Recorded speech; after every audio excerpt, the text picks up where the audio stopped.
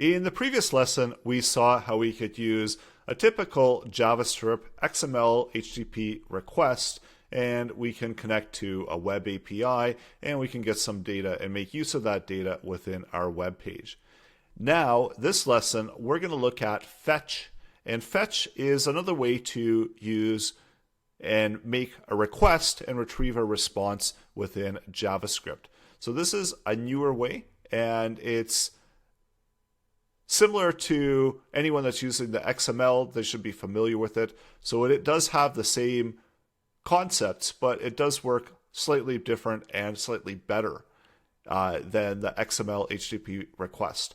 Now, it is fairly new, so it doesn't always work across browsers, so you do got to keep that in mind when you are using it. But we have the option to send headers, and it's a lot more flexible in what we can do. So let's try that out. So we're going to connect to that same API, but we're going to update our code to be functioning within fetch. So we don't have to change any of our selectors or our event listeners, so we can keep those as is.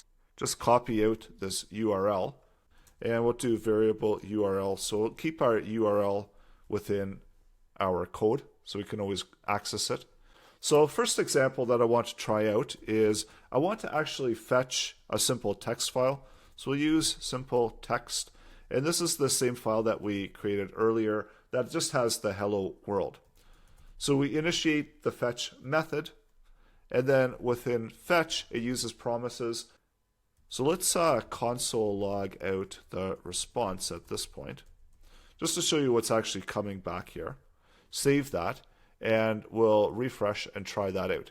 So we see that we get a response. We've got a bunch of information there. So we've got status 200, so that's familiar from what we learned in the last time. We've got a URL, so we know where we're connecting, what we're getting back, the type of connection, so it's basic.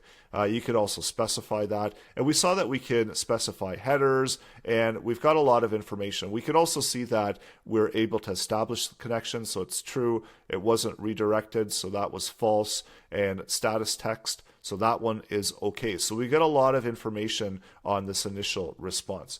But we don't see, as we saw with the XML XHR request, that we saw all of the data there. So it's not initially visible. And this is where we have to use one of the methods that's built in. So if we were getting JSON data, we could return it back as JSON.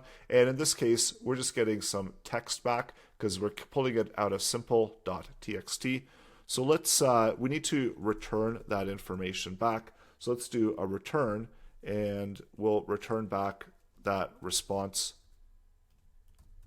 within a text format. We need another promise that will pick up that response return within our JavaScript. So this is just going to be text information that's being returned. And of course, you don't have to call it text. You can give it whatever argument you want. So I'm just using text because that's just kind of what makes sense here in this case. And there we go. So we got text. So we refresh, we click it, and we see that we're getting hello world output there. So that's coming from that simple text file where we've got hello world. And if we were to update this, save it, refresh, pull it back, we see we get the updated value. So fetch gives us another way to make our AJAX calls, and in some sense, it's a lot simpler. So let's clean this up a bit. And now we know that we can return back that simple text example there. So now let's try something a little bit more complex and return back our URL JSON data.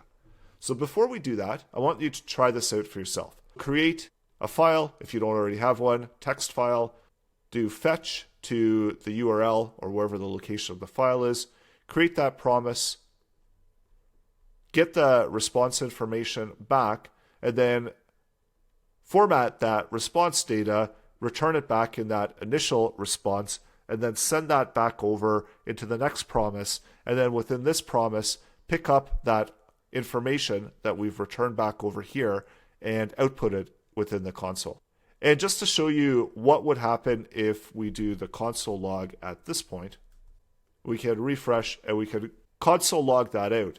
But currently at this point, it's still, the status of it is still a promise and it's pending at this point. And that's why we do the return of that, so that the promise value, once it gets resolved, it can send that over into the next promise, and that's where we actually do something with it.